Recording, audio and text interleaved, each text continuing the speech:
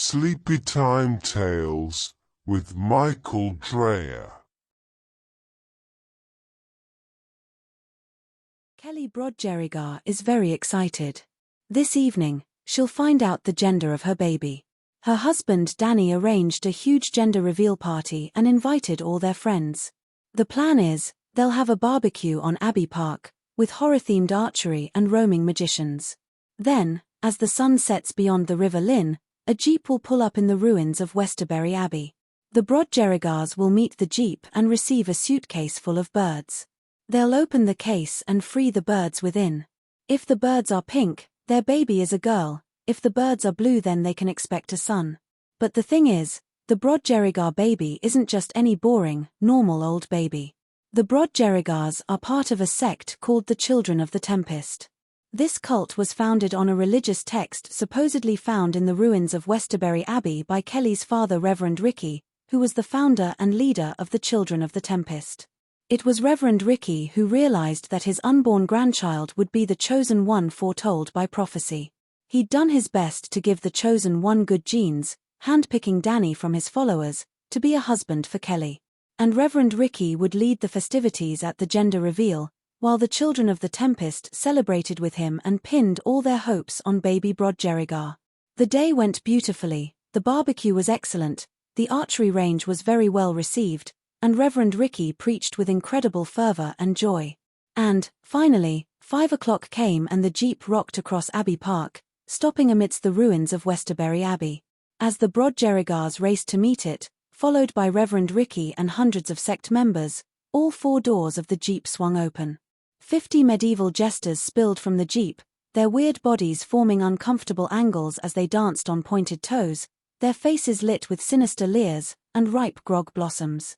The jesters all bounced and rolled across the grey stone of the ruined monastery, before hopping on one another's shoulders, to form a ladder of jesters.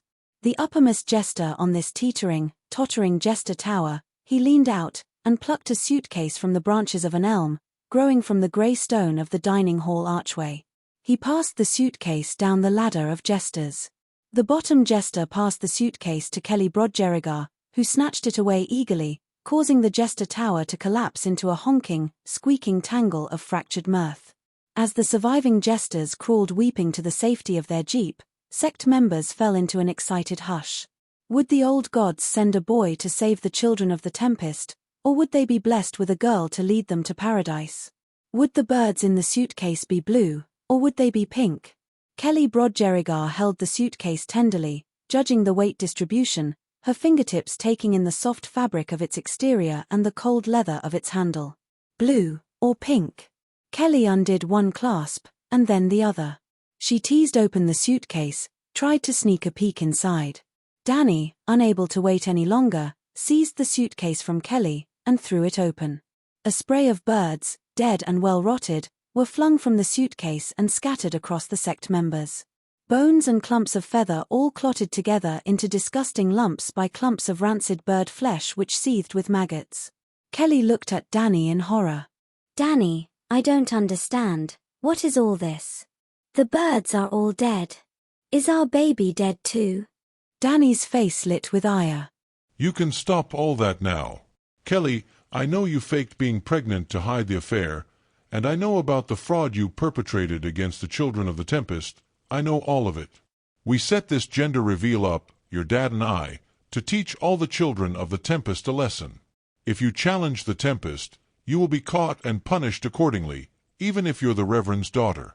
I loved you once, Kelly, but no more. Never again. You are a sinner, and you will be treated as such. Lead her to the Harrow Stones. The cult members once believed that Kelly Brodgerigar would be the vessel to bring the chosen one back to lead the Children of the Tempest.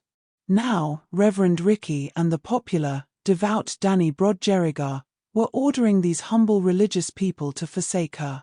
Those humble people seized Kelly without a moment's thought, their loyalty crumbling under the weight of their fervor. The betrayed woman kicked back and writhed and bit, proclaiming her innocence, but her former friends and worshippers paid her no heed. Under the instructions of Reverend Ricky and Danny Brodgerigar, Kelly was bound and gagged, before being roughly bundled into the back of a van and taken to the Witchwood. 6 burly children of the Tempest carried her through the woods to the Harrowstones, an ancient stone circle. She was strung up by her ankles, a gilded wooden barrel was positioned beneath her, and her throat was cut. Her blood splashed in torrents into that sacred barrel. It would come in handy for future rituals, the blood of the Reverend's only daughter, sacrificed to the old gods. As Kelly clawed wildly at her captors, a sharp knife sliced her abdomen open. Her stomach, intestines, and bowels were carefully pulled from her, like handkerchiefs from a wizard's sleeve. These victuals were placed on the stone altar at the center of the Harrowstones.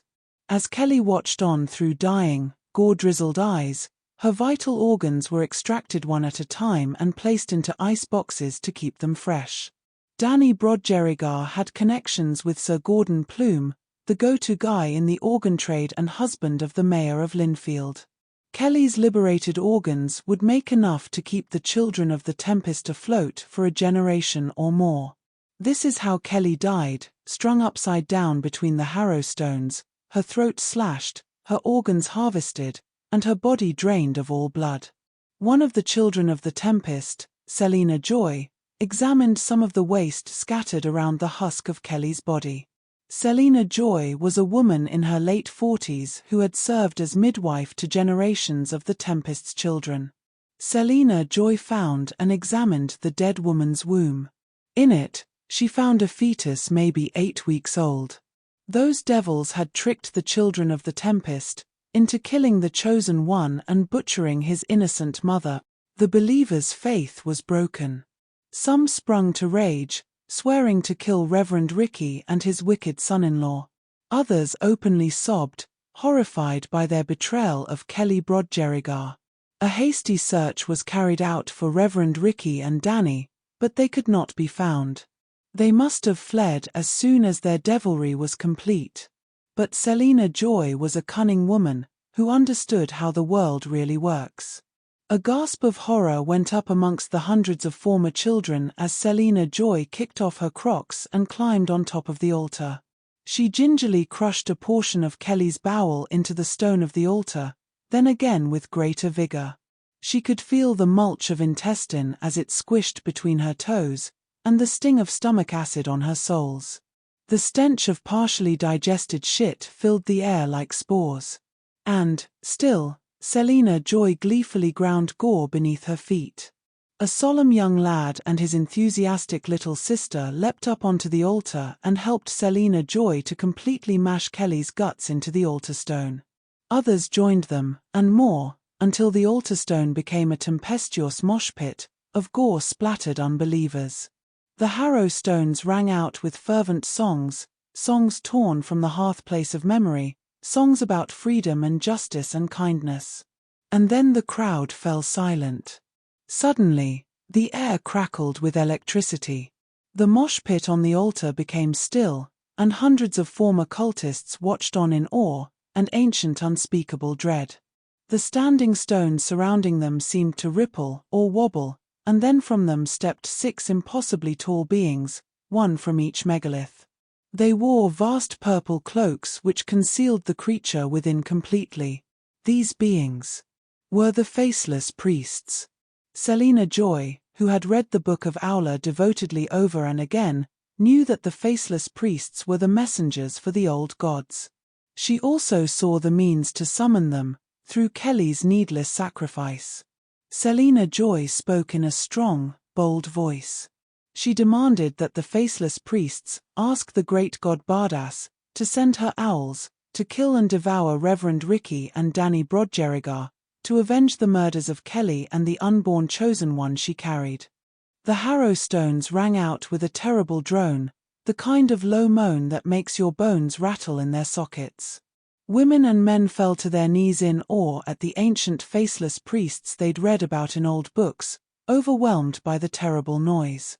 The faceless priests faded back into the rock, and a chill wind whipped up, rattling the branches of the trees, whistling through the nightly forest. Selina Joy, now alone on the stone altar, stood patiently. Around her, A seething mass of frightened, jittery women and men wiped gore and shit from their feet. They chatted nervously about what they'd seen, giggled, cried, stimmed with joy. And Selina Joy waited. She'd never had children of her own, but she'd participated in 100 or more labors. The way she saw it, all the children of the Tempest sect were hers, she'd delivered them, she brought them into this world. And now she waited for her revenge to reach full dilation, ready to be midwife to horror. A screech echoed through the forest, followed by another. The haunting, hungry cries of owls. Soon, the witchwood rang deafening with the screeches of owls. The bleak birds rose like noxious fumes from the forest canopy, and scattered off towards Linfield. And Selina Joy waited. Her revenge was at full dilation, and she couldn't lose focus for a moment. The people around her chattered and shivered through cold and dread, and they sang their silly songs, and still Selina Joy waited in silence, never taking her eyes from the distant glow of the sleeping city as it smudged the stars.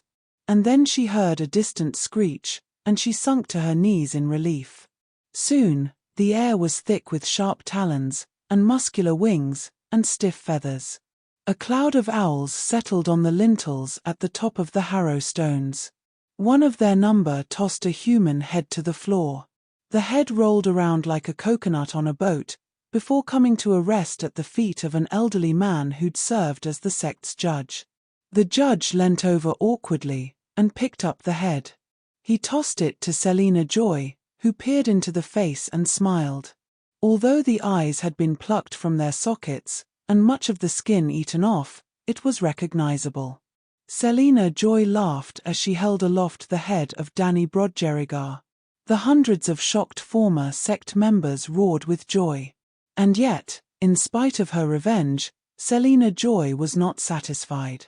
As long as Reverend Ricky is still out there, threatening to devour those vulnerable to his charms, so Selina Joy will be on guard. She is like the great god Quilus, who protects the rest of the old gods from evil Corvid's ghosts. Selina Joy vows to forever protect the people of Linfield from wicked Reverend Ricky, and she will not rest until he is in his grave.